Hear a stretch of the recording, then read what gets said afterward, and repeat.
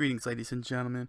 Welcome to the second demonstration video of my game design, Savage Strikers, the deck building fighting game. Today's date is January 3rd, 2021, 1:21 a.m. And this is a big day because I will be demonstrating draft 102 of Savage Strikers. The needle has been moving forward nice and well with the game. Although there are still a few things that may need to be tweaked. I'm just hoping that at this stage I don't have to mess around with the rulebook too much anymore, and that it's set to go once and for all, and I can focus on the fighters themselves. Just to note that there are 12 fighters in Savage Strikers. This is one of them, Nagi, which I had been playtesting for the past couple of months with the Draft 101 rules. That was a market departure from the original rules that were written from 1 through 100. Now, with the direction that the game has gone, the playtesting has yielded positive results so far. It's looking a lot more solid. I'm not saying polished. That's I don't think I'm at that area yet. But in terms of execution, it is pretty solid, and so I'm going to do a reset before continuing on with playtesting to ensure that you, the audience at home, will understand the rules proper for future playtest videos. So basically, this is just to demonstrate, especially for new people who are coming in now, because the rules are all over the place, to understand how this game operates. Okay, so unlike the first demonstration video where I had Chenbo and Brock, Chenbo being the lightweight with the extreme end of his stats, and Brock, who's a heavyweight and had the other extreme end of his stats. This demonstration will focus on the mirror match of Nagi, who is the extreme center of the game. Think of her as the Ryu fighter in Street Fighter series, the default starter fighter for people who wants to learn how to play the game with the Shoto moves, specials like the Hadoken and Shoryuken and that kind of stuff. So without further ado, I shall now walk you through the entire game, and then do 2 rounds to show the flow of the game. Okay.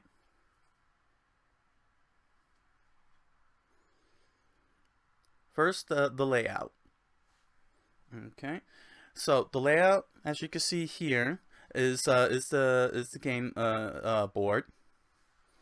As you can see, this here is the timer deck, and what the timer deck does is it lays out the public piles, in which players will purchase cards during the buy phase and add the cards to their decks. To the right, where this little empty hole is at, is called the recycle pile. The trash mechanic of deck building games will send cards out of play permanently, but in Savage Strikers, the cards are recycled and they go into the recycle pile, and you could purchase cards at half the cost round up. Next is the focus pile, which is an economy booster, like you would see in, say, Star Realms with the scout ships that provide you with 2 economy to help you purchase cards quickly. The focus also has an added effect that can help increase your hand size. Next is the private piles. Each player has their own side of private piles, which consists of attack cards or throw cards or any other specialized cards unique to their player. In this case here, this is Nagisa's move set.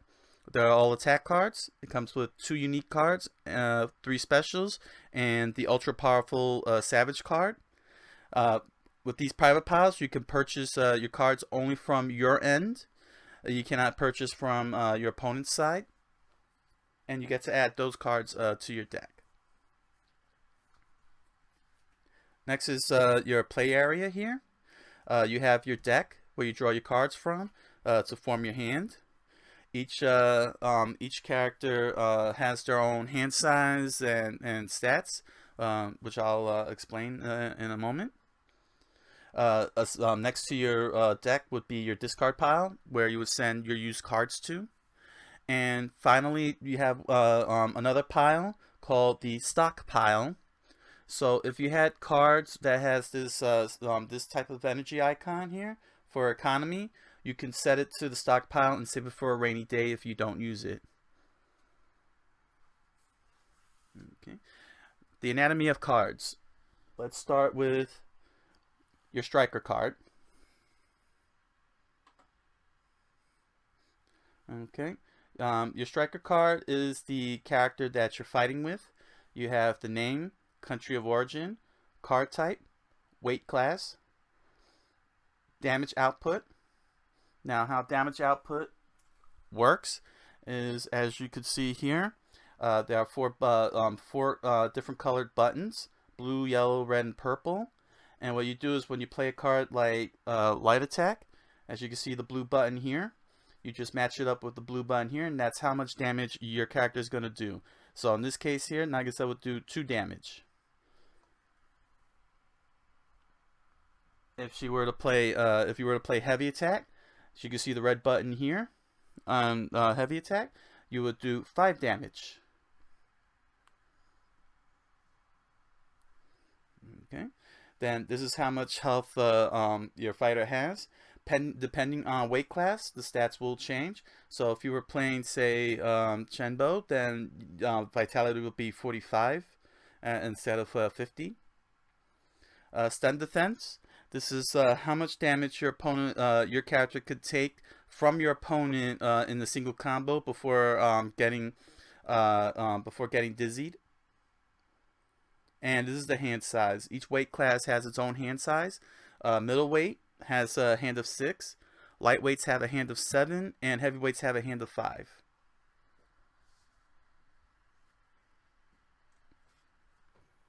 Next are attack cards. These green attack cards. Okay. Here you have the name of the attack. This is how much you have to pay to purchase a card and add to your deck. This is the type of card it is. Well, the kind of card it is. This is a basic card, and then you'll have cards that have the character names on it. As you can see here, this is Nagisa, to ensure who owns what card during the game. Card type, which is attack. Subtype, this is a normal card, attack card. You also have unique subtypes. And you have the special subtype. And you have the savage subtype.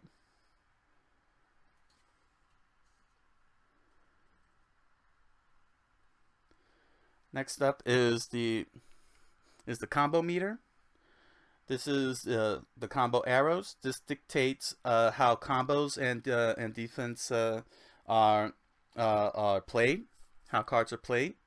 So as you can see, this card has 3 black arrows. That means that you could keep your combo going no matter what. And this card here has red combo arrows, which means that your combos automatically end when played. Then of course you have the damage output. Now you have the buttons as I've shown on the striker card, but you also have the generic damage as well, which is unique to private cards and other specialized cards. And then this here is are assist icons. Now you got here. This is called the charge icon. The charge icon gives you a charge in which you can use to purchase cards, or if you want to activate effects, like right here. It takes 2 charge to activate this effect.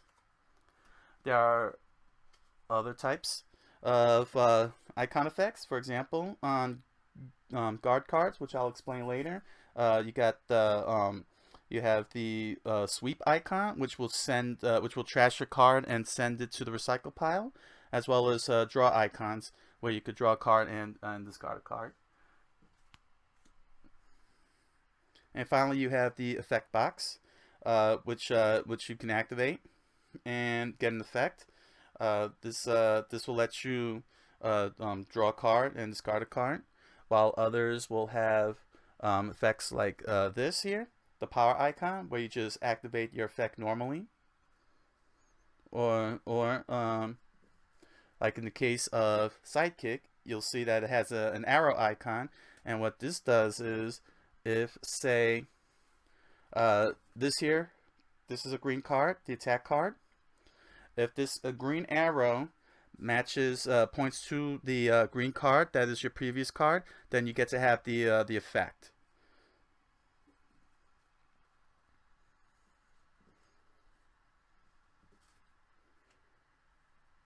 Okay.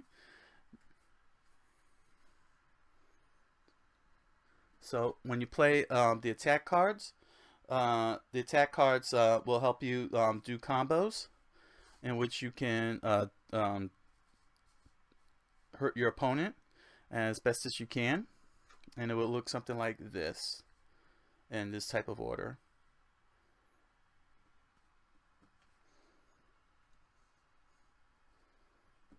Okay.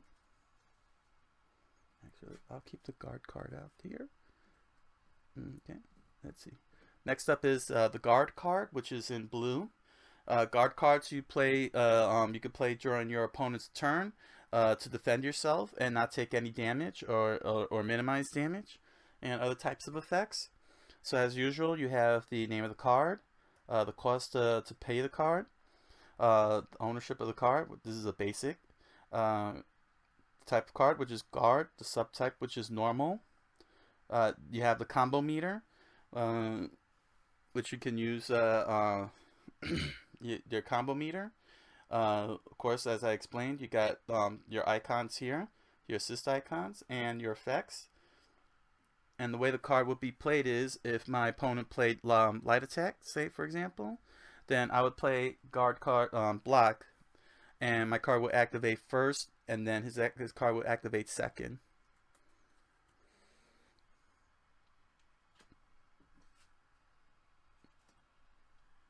Next are throw cards. So throw cards are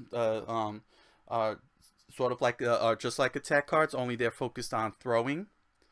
And most throw cards, majority of the throw cards are all end combos, so you only get one chance to use them. And as usual, you got the name of the card, the cost, ownership of the card. This is a basic. Type, subtype, the combo meter, and the effect box. And these can also be played during combos, but they have limitations when played within your combo. So if you were to do, say, Dragon Ray, then you could follow it up in that same combo with Grapple.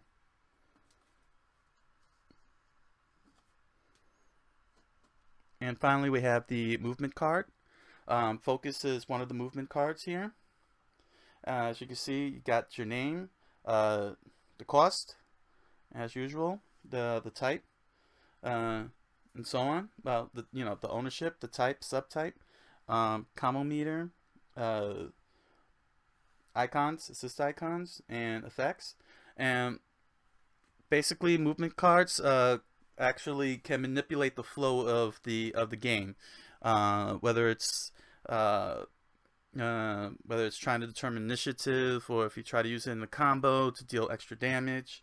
like in the case of say jump or dash, or if you want to affect your opponent on the defensive side, it could be played as defense as well.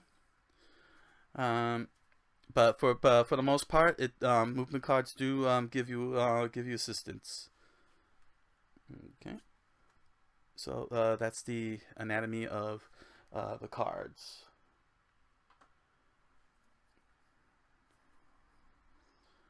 All right.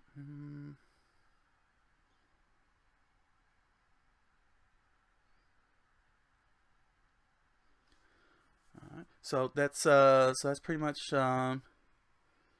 the layout and the type of cards you got in the game.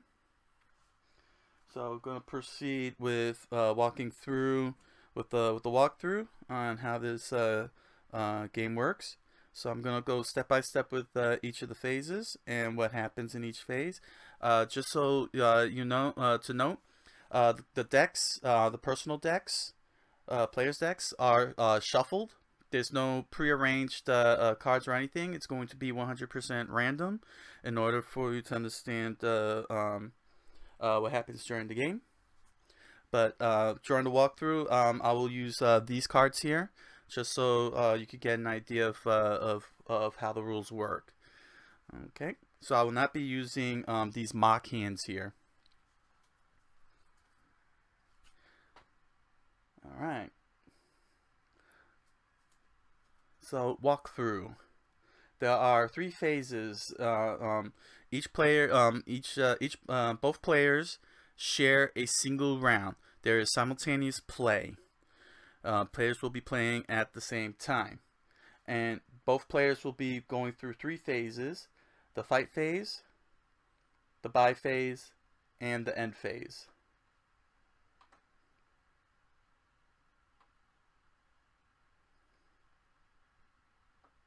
First, we'll start with the fight phase, of course. Okay. So fight phase is where you get to execute combo, determine initiative, and then execute combos. Now, to determine initiative, you have to do a step called neutral play. Neutral play is where both players select a card from their hand and place it face down and reveal simultaneously to determine who gets initiative.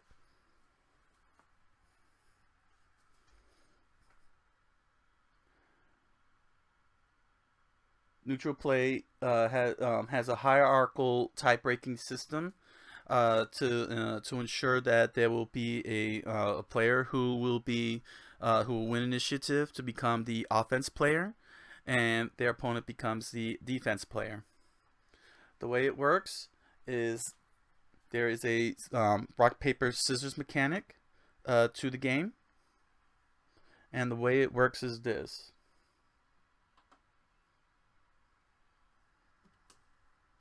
Attack cards are stronger than throw cards. So if you play an attack card, you will beat a throw card, and you will become the offense player.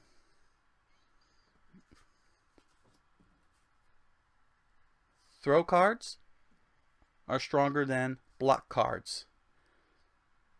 If you beat the player who plays the throw card will beat the player with the guard card and become the offense player, and the player who played the guard card will become the defense player. Guard card versus attack card. The player who played the guard card will beat the player who played the attack card, which means that the player who plays the guard card will get initiative and become the offense player, and the player who played the attack card will become the defense player.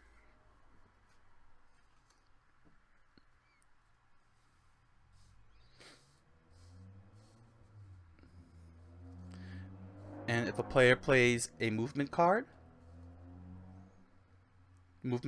will tie all cards, including itself. So it will tie the guard card, the attack card, the throw card, and the movement card. And those are the strength of cards during the confirm step to determine who becomes the offense player and the defense player. Now, if the strength of cards are tied, in this case, if movement card ties these cards, or if, say, someone plays guard card with guard card, or attack cards against attack cards and throw card against throw cards, then you'll go into the first tiebreaker, which is priority. And priority focuses on the combo arrows. This will be a good example. Here we go. So, player A played movement card to play confirm, and player B played attack card as part of his confirm. So a tie has happened here. So we go to the combo arrows. As you can see, player B has 2 combo arrows, and player A has 3 combo arrows. That means that player B is faster than player A. So the player with the least number of arrows gets to become the offense player, and the other player becomes the defense player. Okay. If should 2 attack cards were played simultaneously like this during confirm, again it will go to the combo arrows. So in this case here, these 2 combo arrows are faster than these 3 combo arrows. So this card would lose.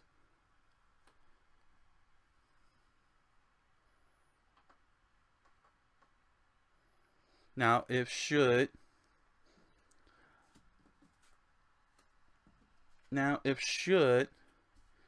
the combo arrows tied, in this case here there are 3 combo arrows here and 3 combo arrows here, then you go to the next tiebreaker, which is advantage.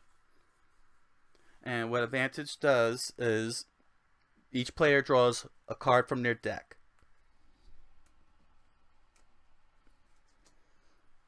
To add to their hand. If should, say for example, let's just put this to the side. Let's say this was the discard pile here, and there's no deck here. Player A here, because they got to draw a card from their deck, will become the offense player. And player B, who doesn't have a deck to draw a card, will become the defense player. And player A will proceed with their combo.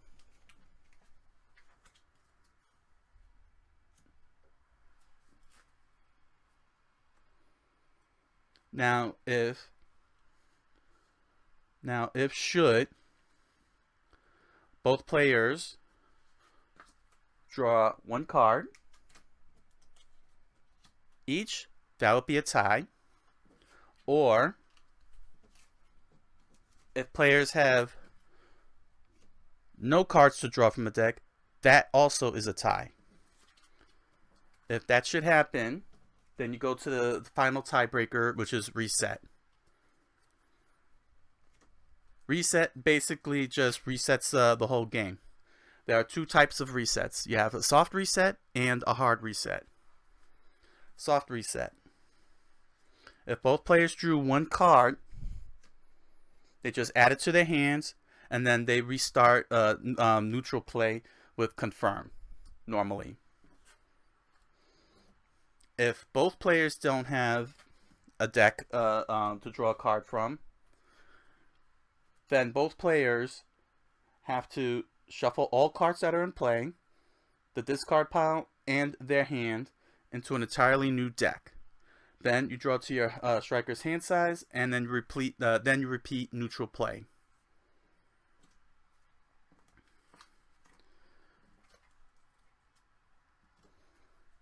Now, on a final note regarding neutral play, if should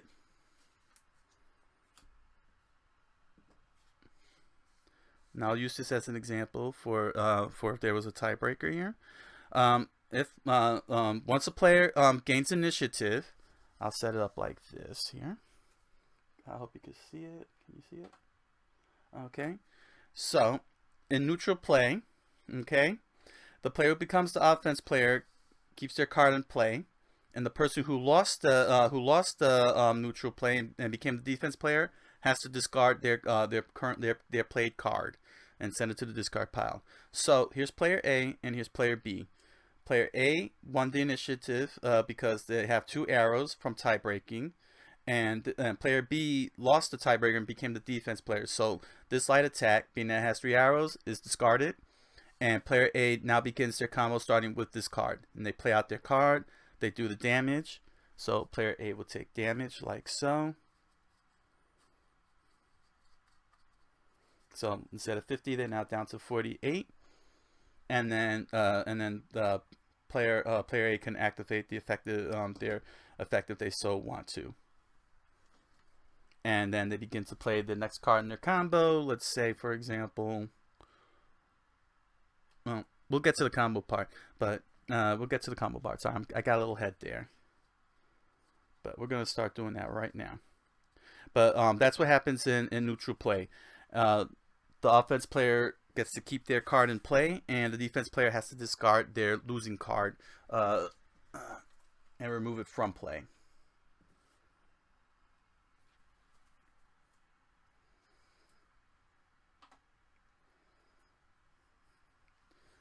Alright, now to combo for offense players.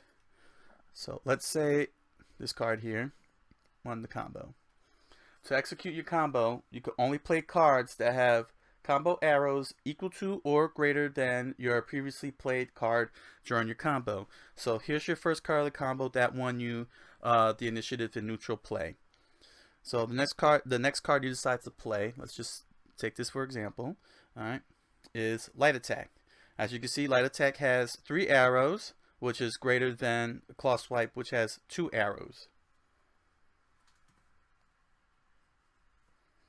Okay, so your combo now continues on, and you get to do 2 damage to your opponent. Okay, now because this is 3 arrows, Light Attack became unstoppable. Unstoppable is if the next attack card you play in your combo have combo arrows equal to or 1 more than your previously played attack card. Your opponent cannot play defense against the currently played card. So in this case here, because Light Attack has 3 combo arrows, it is unstoppable. So my opponent cannot play any form of defense, like say block. So now I continue on my combo. So I decided to play Sidekick. This has 5 arrows, and it's red. Okay. So now, because I played a card that is that doesn't trigger unstoppable, this has 5 arrows. My opponent may may act on defense against this card directly. Okay, and once he makes his declaration of defense, then we'll determine whether the card continues on or not. Now, if I wanted to, I could have played Side Chop, which has 3 arrows, which makes it unstoppable. It's equal to my previous card, which is Light Attack, and it remains unstoppable, and I get to do 5 additional damage to my opponent. Now, if I want to, at this very moment, I can elect to end my combo right here at any time, regardless of other cards that would come to play, say like the red combo arrow.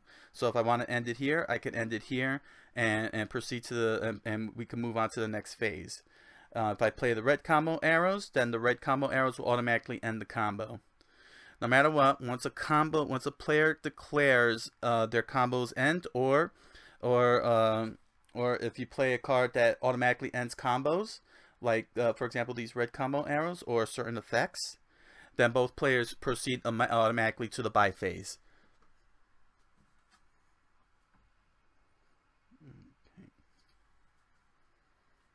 Okay. Now stun. So I could keep this out.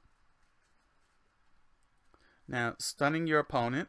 Let's say this combo happened, okay, and your opponent didn't play defense, couldn't play defense, and stopped Sidekick because of that 2-point gap that 2 arrow gap. You count up the number of to stun your opponent. The total damage has to equal or exceed your opponent's stun defense points on their striker card. So, Nagisa has 13 stun defense points. Okay. So, you now add up your points here. As you go along, damage is done on a card per card basis to ensure instant end. You don't wait until you play out all the combos and then total up the number like you would do, say, in Star Realms, where you just keep playing cards and then it accumulates all the numbers and throws it out. So damage from each card is going to be taken systematically per card. So he took 2 damage, then this card gets played and he takes 2 damage. This card he plays takes 5 damage, and then this card he plays takes 5 damage, just like that. So let's say along the way, here is 14 damage total. This was 2 damage, 2 damage from the blue button, along with 5 damage and 5 damage, for a total of 14 damage. So the stun defense points have been exceeded. 14 damage exceeded 13. So now my opponent is stunned. So what happens in stun is that I would draw 3 cards, 1, 2, 3 from my deck, and add it to my hand. And then I get to execute what is called a stun combo. The first 3 cards of your stun combo are unstoppable as you execute. So after you play your 3rd unstoppable card, your opponent will be able to have the ability to do defense. So it doesn't matter what the gaps are. The combo rules are still in play here, just so you know. Combo rules apply. So you still have to do it in order. But let's say, for example, I wanted to do this combo like this. So even though there's a gap, it jumps 3 to 5. This card is unstoppable because this is the 3rd card of my stun combo. If I were to play it like this, where I got 3 unstoppable cards, my opponent can then start acting on defense on the 4th card. Okay. Just so to, in addition to this, Savage cards cannot trigger stun because this is your most powerful card. So Dragon Burst, if you play Dragon Burst during your combo, you don't get to trigger stun because you're already doing mass damage to your opponent. And stun combos in and of itself cannot trigger stun. So let's say I played this as my stun combo. This is 14 damage. My opponent doesn't get stunned again because he was already stunned.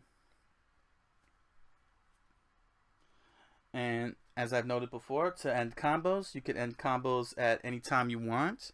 So if you have 3 black combo arrows here, you could just stop, be done, say I'm done with my combo, I'm not going any further, let's go to the buy phase.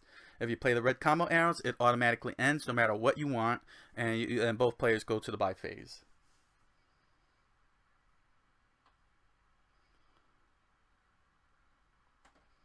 Next is protect. Let's see here. Let's move this along. So here's how you protect yourself against your opponent's combos. Okay. First is guard. So my combo started up. I got a combo going. Okay. I won initiative. Here's my first card of the combo. I did my damage. So my next card happens to be Claw Swipe. So my opponent plays a guard card. His guard card activates first, and he does all his stuff, and his effect floats up. And then I get to activate my card second, and absorb whatever and alter, adjust whatever needs to be adjusted. So for example, with black card, it says take 0 damage from 1 attack normal or 1 attack unique, and subtract 3 damage from 1 attack special or 1 attack savage. So being that Claw Swipe is a special, I subtract 3 damage from the 4 here and only take 1 damage. Okay. Now, if you play, and I'm just using this as an example. This is now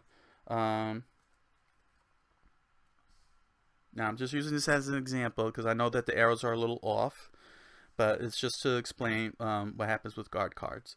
So if you play, let's say I play light attack and I play guard card, and then I play sidekick and I play evade.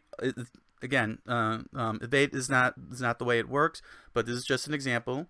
So for 3 consecutive plays that I make on in my combo, my opponent makes 3 consecutive plays 3 consecutive guard cards against each. If that happens, then my combo automatically ends. My combo automatically ends, and we go directly to the bye phase.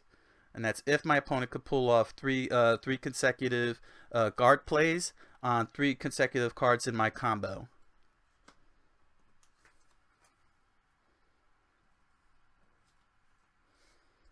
Okay, let me push these to the side here.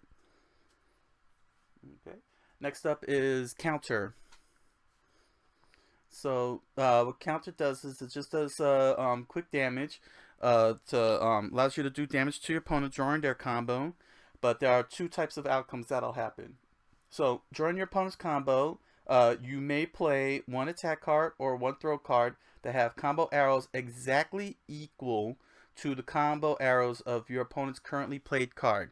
So let's say, for example, we got Claw Swipe. This has 4 arrows. My opponent decides to play Slam, which also has 4 arrows. So he plays it like this. Okay.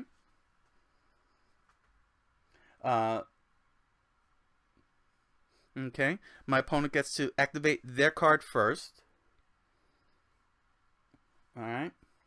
So my opponent gets to do damage. He gets a charge. He gets his effect.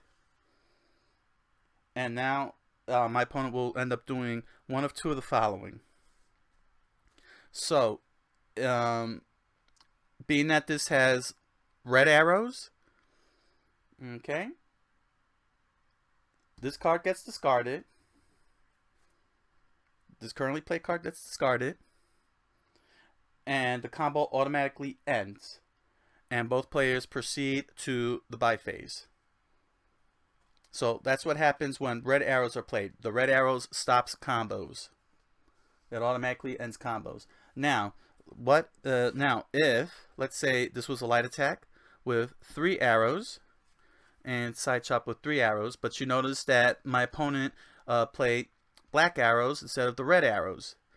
Okay, so what happens is that his card activates as normal and he gets the effect, but it doesn't end the combos. My opponent will then get to activate their light attack card and do the damage, and then continue onward with their combo. Okay, so the combo does not end when it is when counter uses when your opponent plays with black arrows for counter, and your combo will automatically end if they play red arrows. So yes, if by chance you play 5 red arrows, if your opponent plays 5 red arrows to your 5 arrows, then it's going to automatically end the combo if you're using black arrows or whatever. Okay. Next up is reversal. So during your opponent's combo, you may play 1 movement card that has combo arrows less than the combo arrows of your opponent's currently played card. So let's say, for example, I played Claw Swipe. Now I'm gonna go into here. Sorry, because this actually will give a much better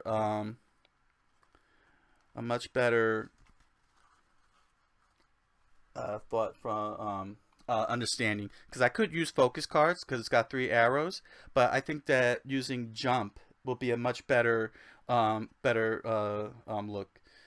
So I play Claw Swipe, which has 4 arrows. Jump, which is a movement card, has 2 arrows.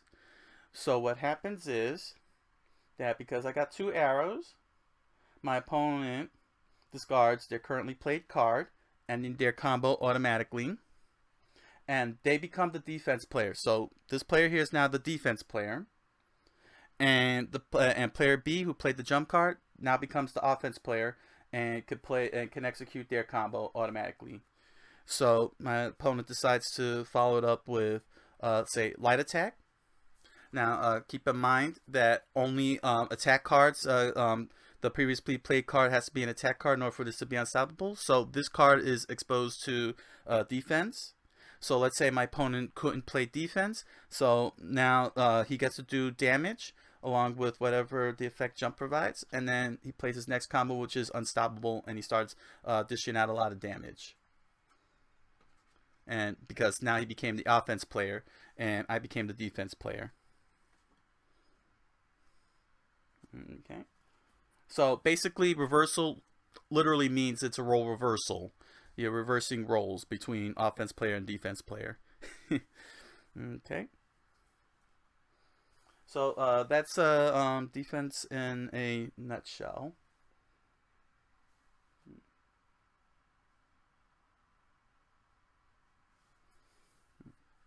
So there could be a lot of so this game could potentially have a rally back and forth if you have the right type of cards in play, the right type of execution. It was just something. I'm sorry. I had something in mind and now I can't remember it. Don't you hate that when that happens? But that's okay. That's pretty much defense. Right then and there. Now I remember. So just so you just to explain why it is that why that is, especially with reversal, how movement, why is it that movement cards can beat out, say, an attack card. So just to give an explanation before I proceed further, I watched Street Fighter V videos from the top players from the fighting game community, called the FGC Plays, and there was this one fight that I saw.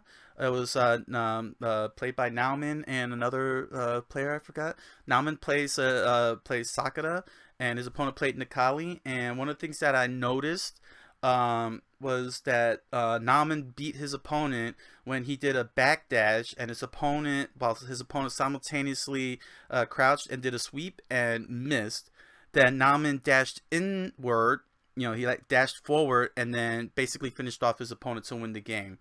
So what reversal is saying here with the movement cards is that the game is saying that because you jumped, your opponent whiffed on their special attack, and that is why the movement card beats out an attack card, even though the attack card does damage and all that stuff, because the 2 arrows was faster than the 4 arrows. So I just thought I'd just give a quick explanation why the logistics behind it. So basically, when it comes to the combo arrows overall, the game assumes that your combo arrows are so fast that your opponent whiffed on their attacks for having higher arrows. They missed, basically.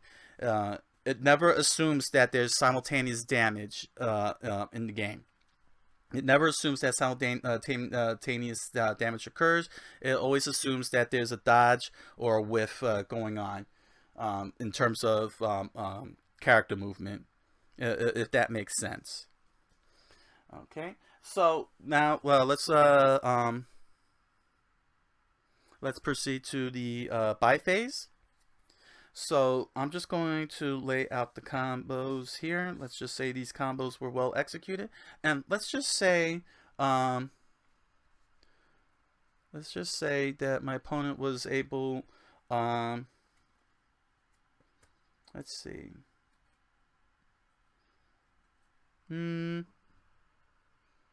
let's just say there was a scenario. This is just for example purposes, but let's just say that the scenario was that he did a reversal, but he failed his reversal, and you were able to finish off your combo. Let's just say that kind of thing happened.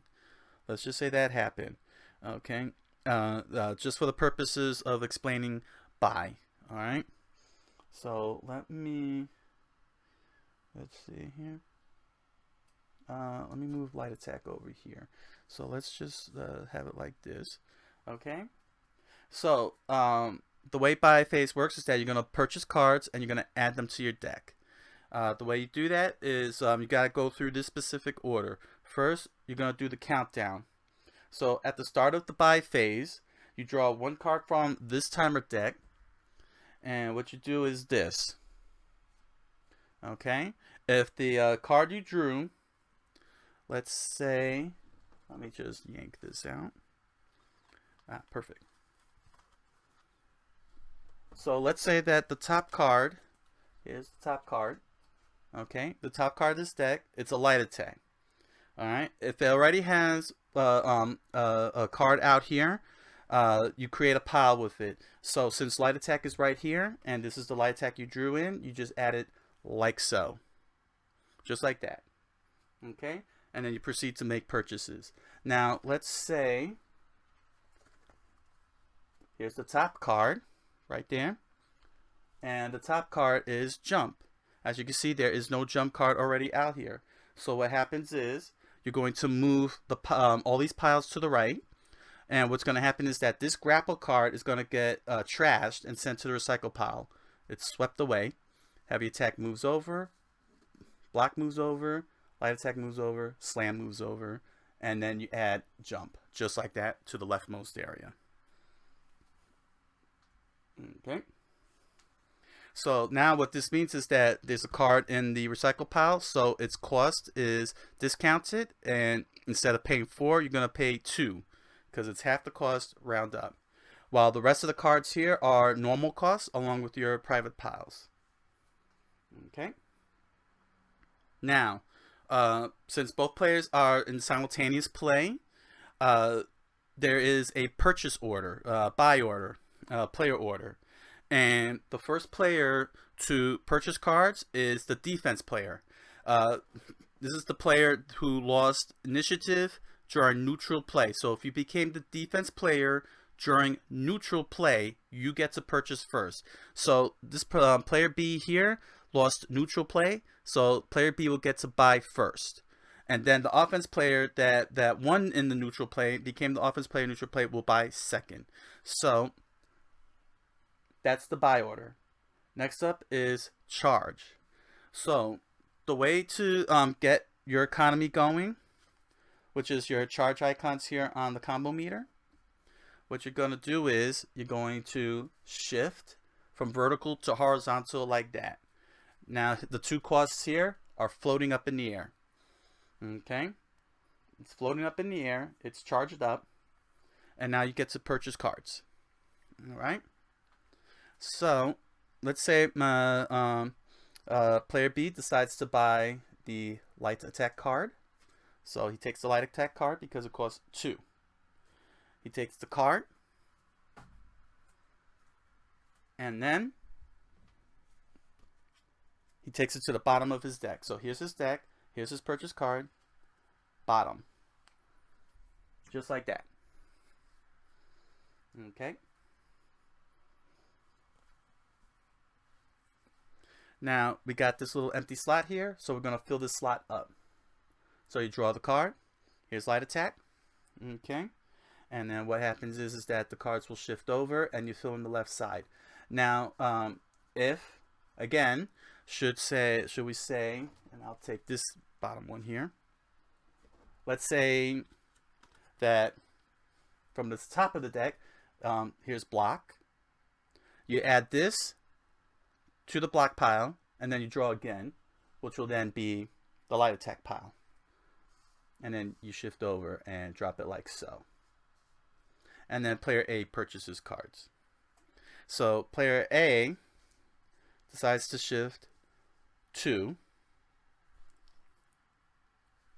and player A purchases, will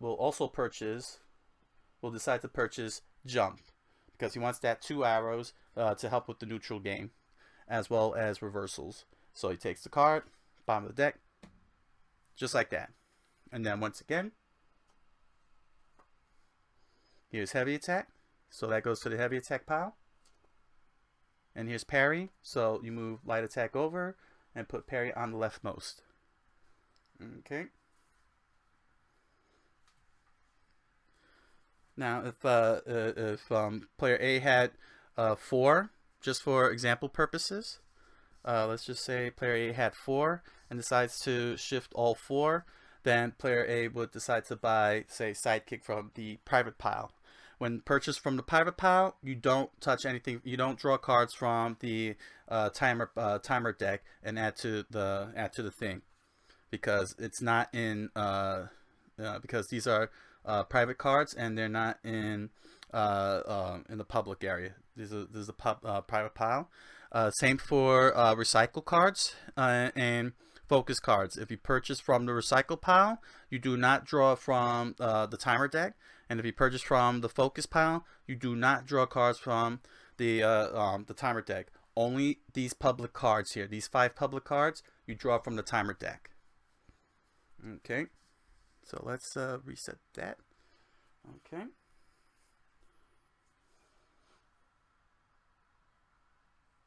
Okay. Now there's actually one more purchase, one more type of purchase, okay, that you can actually do to expedite your deck building. You can only do this once per turn, and only once per turn, regardless of how much money you have. So let's say, just for example, all right, you got 5 here.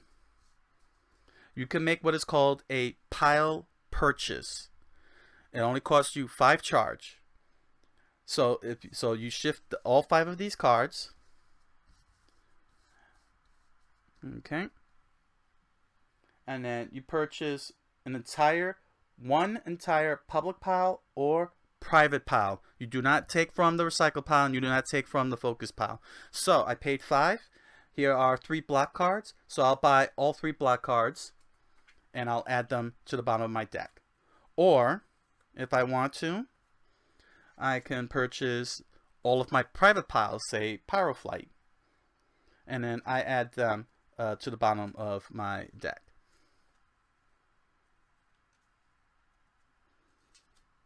Okay.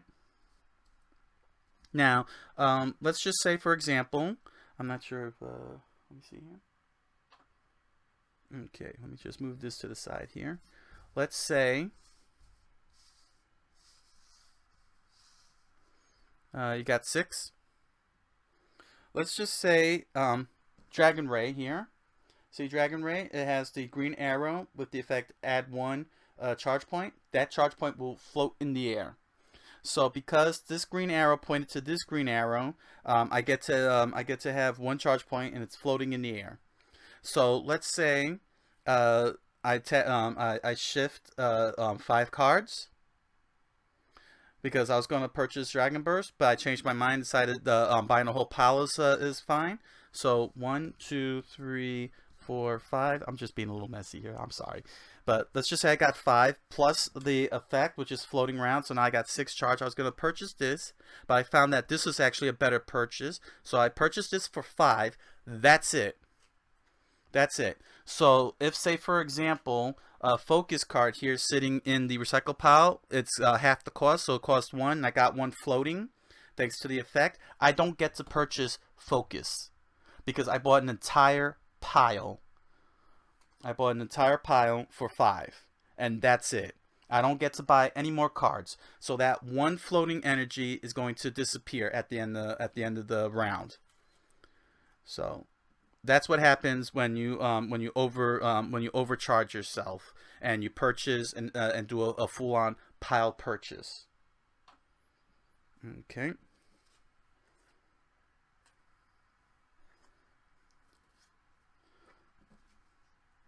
All right, let's reset this.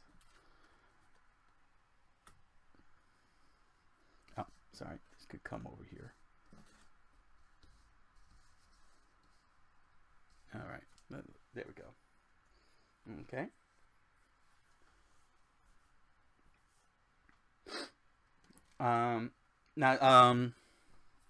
Now, although I did do individual cards that went directly to the deck, if let's say you bought you had the money and you purchased let's just say for example, you know, a focus card, a block card, and say you bought um, you know, light attack. So you bought three completely different cards.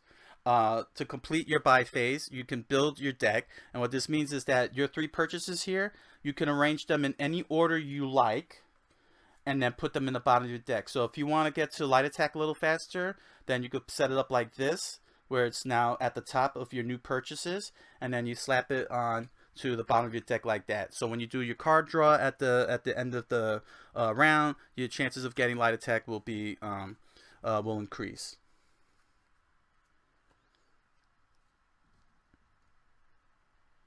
Okay. And now the end phase. Okay. So we come to the end phase, and both players going to clean up. You're going to do all cleanup and everything, and get ready for the next round. So the first thing you're going to do is cards that are unshifted, you may choose to set it aside and put it into your stockpile. So if I wanted to, I could just discard that along with the rest of the cards. I elect to put it in the stockpile. So here it is, stocked. And what this means is that it's going to stay in the stockpile, which I could say for a rainy day. It doesn't go to the discard pile, so it's not going back to my deck at any time when a reshuffle happens. Okay. But what this does mean is that now I have energy available if I want to be able to access to purchase energy, you know, the access energy to purchase cards, or if I want, or during my combo if I want to activate effects from the effect box. Okay. Next, you discard all played cards that are not in the stockpile. So these cards here go to the discard pile. Here we go. Let's just set it up like this. All right. So here's my stockpile. Here's my discard pile. And here's my deck. All players erase all unspent charge points that were gained from effects and shifted cards. So like I said before, the card that gave me the floaty effect, that gave me economy from the effect box, that disappears. Or if I overpaid for the did too much shifting of the cards, you know, when you know, all that floating energy, see, like this one here, goes away. It's just erased. It does not carry over into the next round. That's why the stockpile exists for the most part. Okay, then players may choose to discard as many cards as they want from their hand. So I decide to discard 3 cards from my hand and keep the remaining 3 into the next round. Okay, and then I draw to my striker's hand size. My striker's hand size is 6.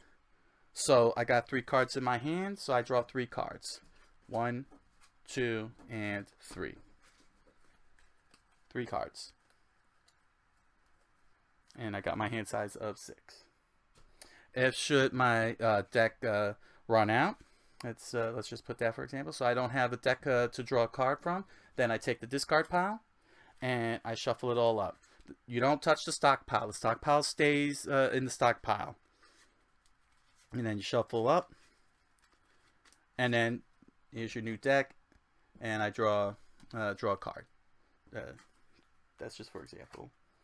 Then the round ends, and both players begin the next round with neutral play. Okay. So that's how the phase structure works. That's how the game structure works. And I'm going to take time to do a quick reset.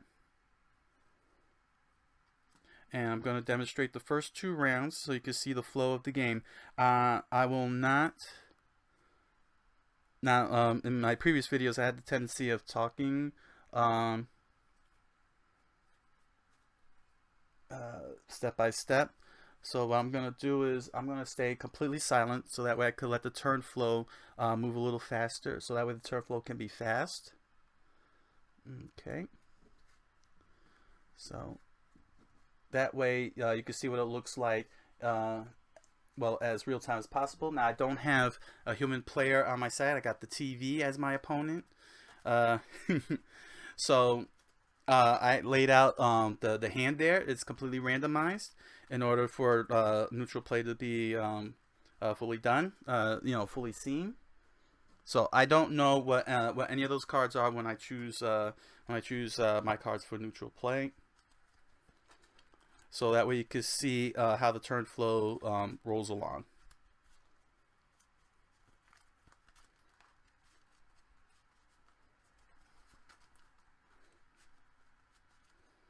All right.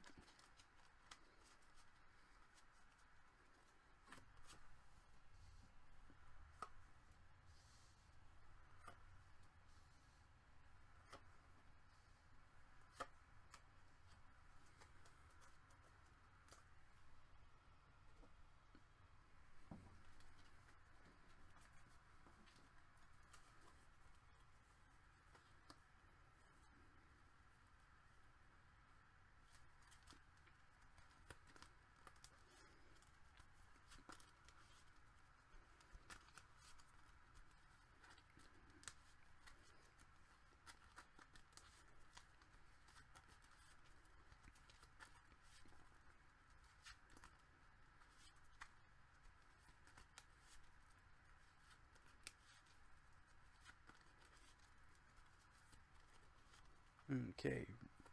1, 2, 3, 4, 5, 6. All right. Here is round 1.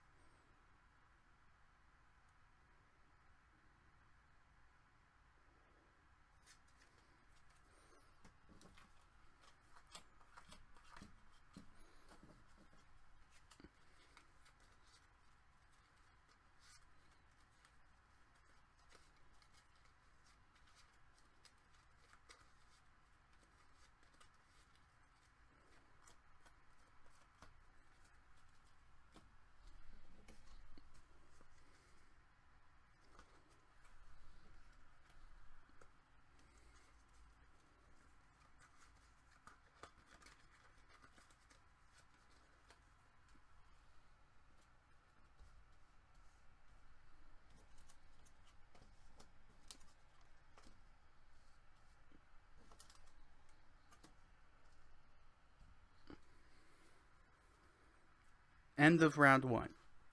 So that's what the flow of the turn looks like. As you saw, there was a counter at the end, so my opponent was able to get at least 1 economy off. And while even though Crouch came out on from the timer deck, Jump got pushed over into the Recycle Pile, which was a much better card for only 1 cost, so he was able to purchase for the 1 that he had on that counter, and was able to add a card. And on my end, I was able to add 1 card for myself. I chose the Focus card to help with the economy. Damage was done, 1 each. There were other ways that could have my opponent could have gone about it, but chose to hold back on some of the cards for better opportunities. Now, had Jump not been pushed into the Recycle Pile for that 1 cost, my opponent would have elected to stockpile the throw card and save that for a rainy day. Okay.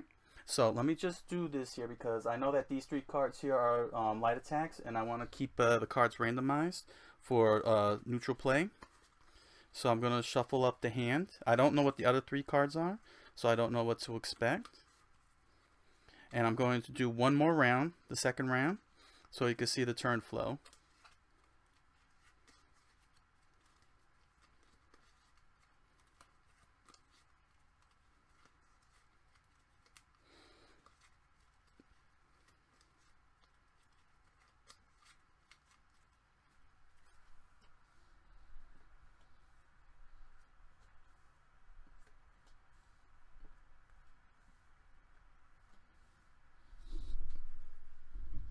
Alright. Begin round 2.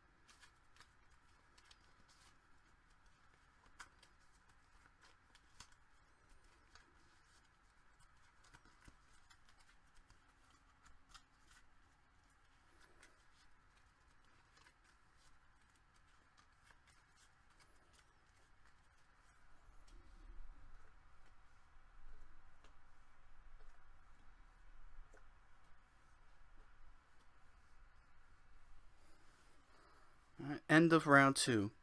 So that was the turn flow for round 2. Um, as you saw, I was able to do a full-on pile purchase thanks to the focus card. I chose not to sweep any cards out of my deck from that I had in play using Focus's effect here, which is during your end phase, you may sweep any one played card and increase your hand size by 1. I chose not to do that because I wanted to keep some jabs to help with the economy a bit. Because even though I purchased the cards from the pile, as you can see, they do have there is a gap if I were to play claw swipe between the 2 arrows and the 4 arrows. So I wouldn't be guaranteed an unstoppable, even though I would be guaranteed the initiative. So I wanted to at least have a few jabs to work with until I can purchase more cards. My opponent with the 1 economy was able to pick up crouch, so his chances of getting initiative is very, very high with jump and crouch, along with the channel starter card. Now, if this was a human opponent, the human opponent would most likely have played the movement card against me, either to tie up and trip me up when I played focus, or would have won the initiative if I didn't play the movement cards. So that would have been a more likely outcome if it was a human opponent rather than randomized cards. But that is pretty much what the turn flows look like. That was 2 rounds. I hope that was enough. As you can see, damage had been done. I took 48 damage. My opponent took 46 within the first 2 turns, and cards were purchased outright. There was some defense played, some countering involved, and the guard cards as well. Eventually, reversal would have come into play because my opponent has crouch and jump, and he most likely would have played that to challenge me if he wanted to. And as you saw, that the piles moved over to the side very well. Focus card was purchased. A pile was purchased thanks to the fact that my opponent opted to do a counter and was unable to stop the combo from being unstoppable at that point, but was able to notch damage and provide himself with an economy so he could buy a card at least while he took the damage.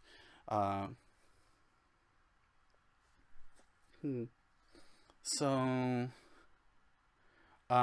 yes, so this is pretty much the demonstration. This is the end of the demonstration for draft 102 of Savage Strikers, the deck building fighting game. I hope that I provided enough information. I was able to cover as much as I possibly can with the way that the cards were played, the icons activated, and so on, and the damage was done. I hope that you were able to follow along with the 2 rounds. It was completely quiet, and I was hoping, and I'm hoping that I was able to succeed in showing you what it looks like. So I thank all of you for joining me. There will be more playtesting videos, and once I start moving on to the other fighters, there will be research videos of fighting games like the King of Fighters and Street Fighter and so on to help improve my other fighters. Most likely it'll just be Chenbo and Brock, just so I can have the core set ready, and then we'll proceed with the next steps, which is getting back to pitching to companies to see about getting Savage Strikers published. So thank you all, and have a good night and a buenas noches.